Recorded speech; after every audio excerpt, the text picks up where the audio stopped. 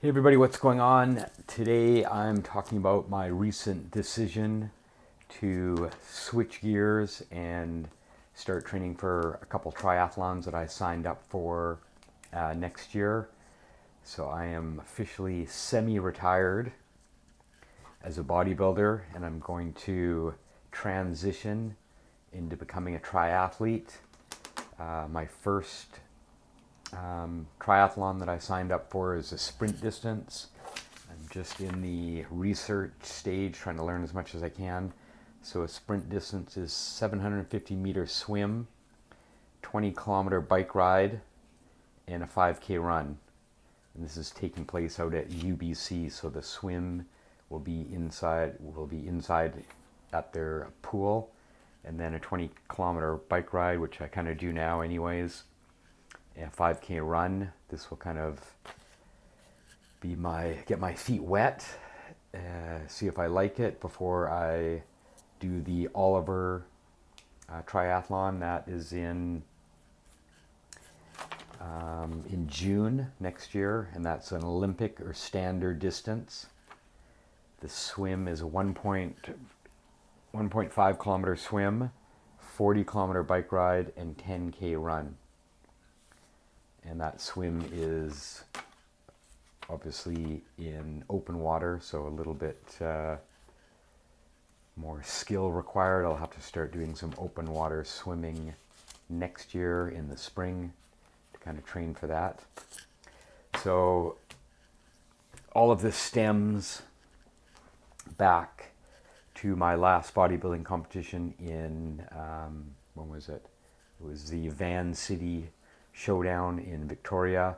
After doing that competition, I had some markers come up on not on my blood work, but my urinalysis, that my kidneys were stressed a bit. Some of you probably saw the post that I went for a kidney biopsy. That came back that kidneys were fine. The specialist, really good doctor that I'm seeing, said that we caught it early enough. He recommends that I don't do any more bodybuilding competitions due to my age and dehydrating yourself and the stress on the body, the supplements that are taken for these bodybuilding competitions. So at that time, I didn't want to risk any further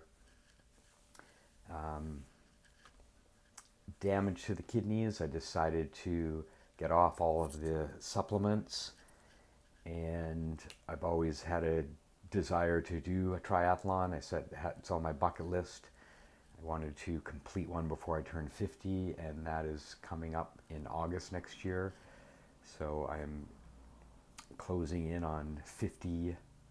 So this is a good time to pursue a triathlon. I've always been passionate about cycling. I've done a lot of cycling, some mountain bike racing, some cyclocross racing in the past, but never a triathlon. Obviously, I go to the Equipment Crunch on a daily basis, but that's a little bit different than running on pavement for 10K, which is something I usually don't do because of the wear and tear on the body. So I'm going to be posting about my transition, differences in my training, differences to my diet. It's kind of obviously I've added more carbs back into my diet. I was strict carnivore. The doctor said that nothing diet related would have caused the kidney problem. So I was carnivore at the time.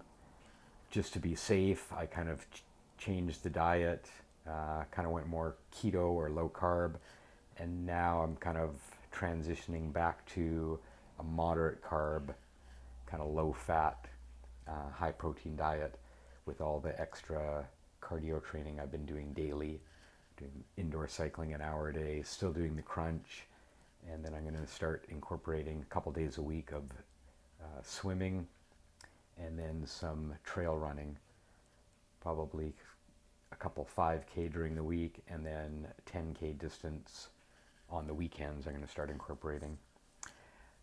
I'm also going to detail my supplement use in upcoming videos, all of the Total Body Health products above me.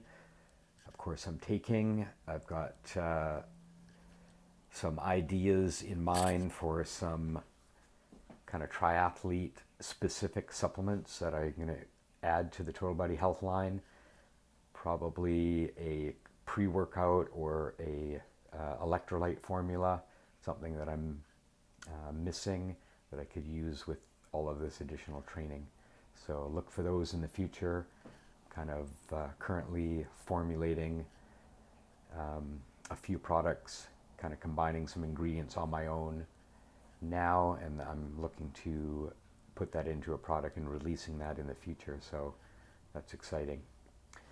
So follow my progress. I'll be posting to my YouTube channel once a week, and then continuing to do these videos on Instagram as well. Peace out.